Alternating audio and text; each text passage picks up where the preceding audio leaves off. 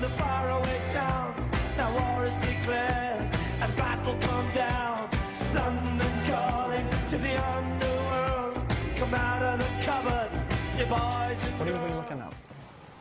I'm looking stuff up while you talk. I bored you so thoroughly that you're off Googling what? No, there was a good post that somebody had recently about what good atheism has done. I see. But okay. wasn't able to find it. No, that's fine. You don't have to explain. Don't do that. All right. Okay.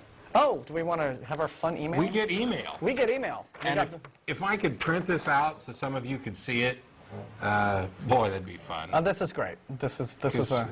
There's this whole thing with Here, you read it because it came punctuation, spelling.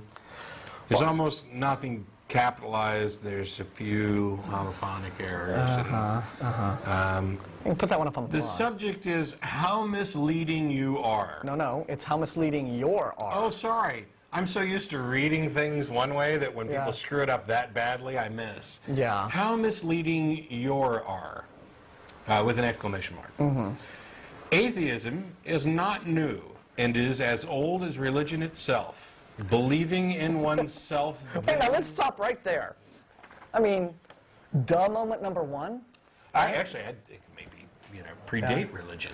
Well, in terms Had of to invent a belief before somebody could believe it. Yeah. And prior to them believing it, they didn't believe. well, they didn't believe simply because it didn't even occur to them, Yeah. right? But to have atheism as an oppositional stance would have taken religion first. Yes. So, atheism is not new and as old as religion itself.